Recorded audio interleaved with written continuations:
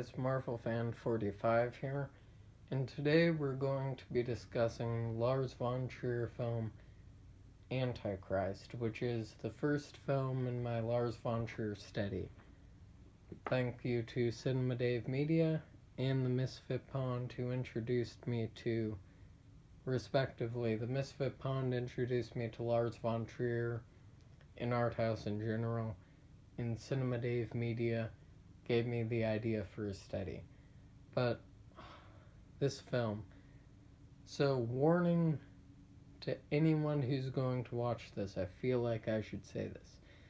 The last 30 minutes get extremely brutal and graphic. Well, the opening scene is pretty graphic too. So if you have a weak stomach, don't watch it. And then if you think it's just a normal horror movie, don't watch it. It's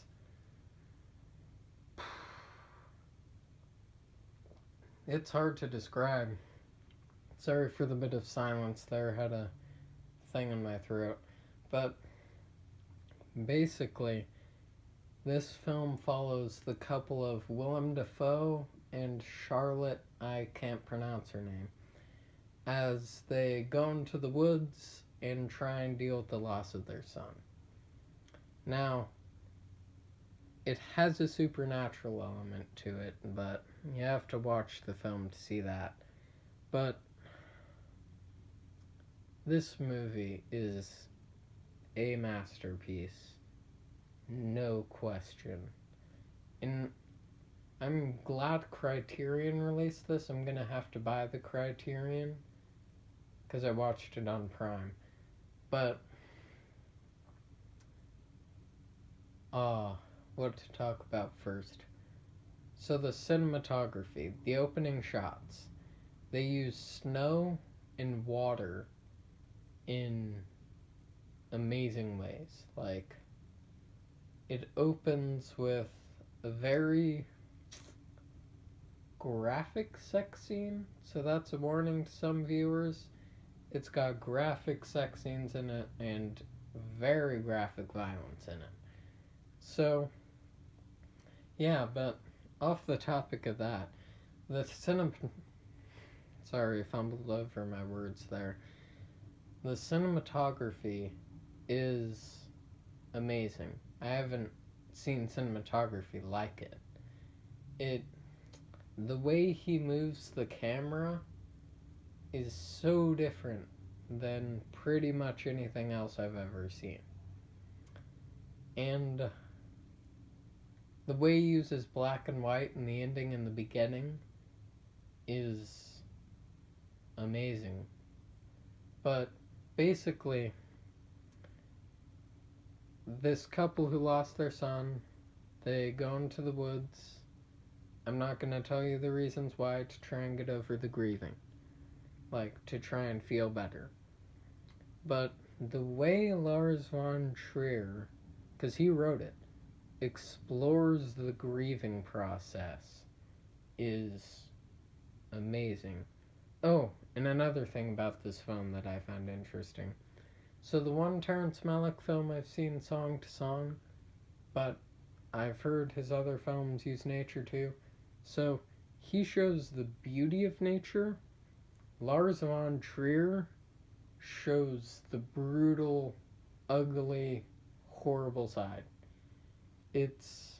He basically shows the bad side of nature, and Terrence Malick sort of shows the good side.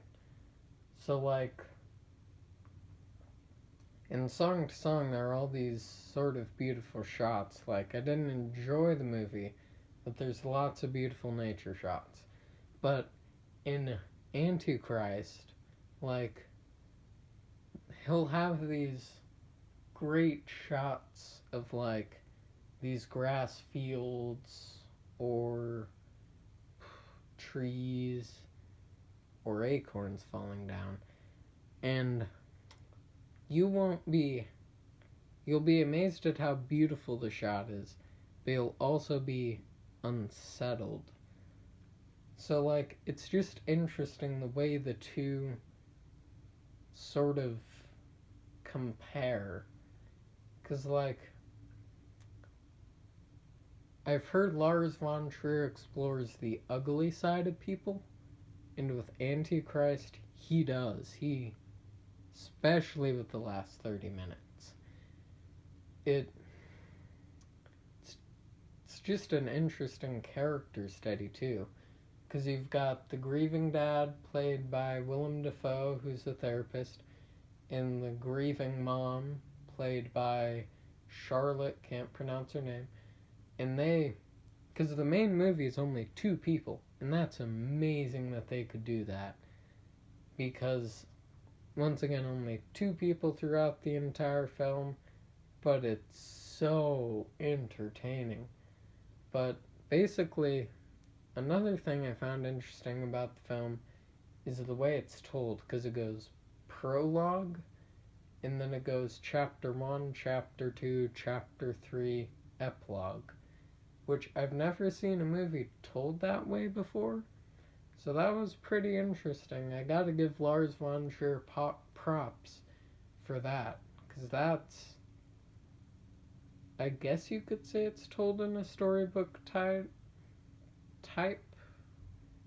but it's not a storybook.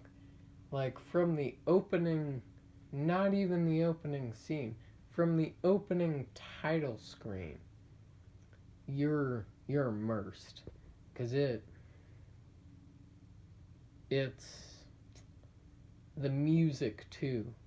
The music he plays at the opening whenever he's in the grass is perfect.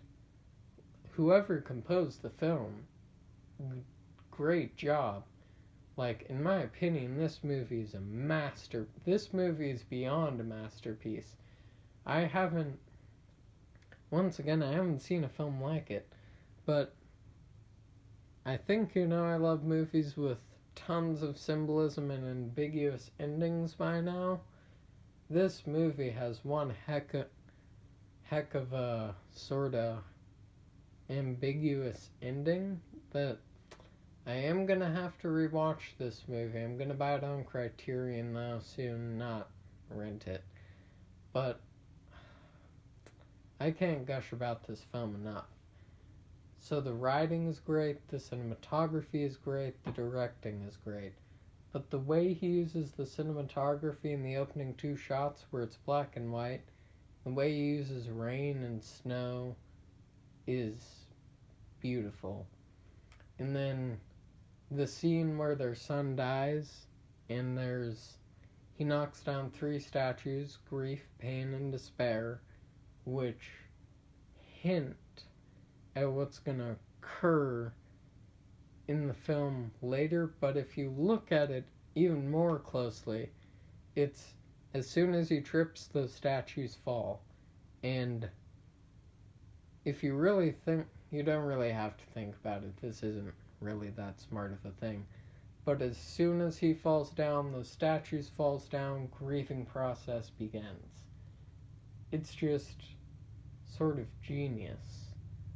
And yeah, I mean, this film had an impact on me, because I wasn't expecting the 30 minutes to get as screwed up as they did, because they get real screwed up. And I mean, I don't know how to continue without going into spoilers, and I don't want to, because once again, I think this film is beyond a masterpiece, which is interesting. And I wanted to start off these reviews with a bang, and this is definitely a bang. I would be surprised if a Lars von Trier film can compare to this. I mean, I've seen sort of the opening 5 minutes of Dogville and Melancholia, but then my phone started glitching, so yeah. It's just a masterpiece. I mean, Criterion released it, so if that gives you any idea of how good it is. And I would be curious to hear the director commentary of this, because that I would love to hear, or even actor commentary, hear some of the stuff they have to say about it. But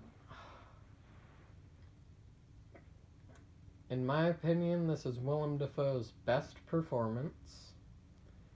The Charlotte, can't pronounce her name's performance is, the wife may even be better than Willem Dafoe, because the Charlotte, can't pronounce her last name, sorry for constantly saying that, she has to show so many emotions, because she has to show desire, lust, pain, and then the way she portrays them too, you just feel like she is the character. Oh yeah, I forgot to mention, I believe film is released in 2009. It's obviously directed by Lars von Trier. But yeah, that's all I gotta say. I give this movie an 11 out of 10. I don't even do ratings, but this is an 11 out of 10. And yeah, stay safe, stay quarantined, have a good day. And then I believe the next film I'll be looking into is either Dogville, Breaking the Waves, or Melancholia. I don't think we're ready for Nymphomaniac 1 and 2 yet. And yeah, that's it for the video. Have a good day. And if you are not into more extreme movies, do not watch this. See ya.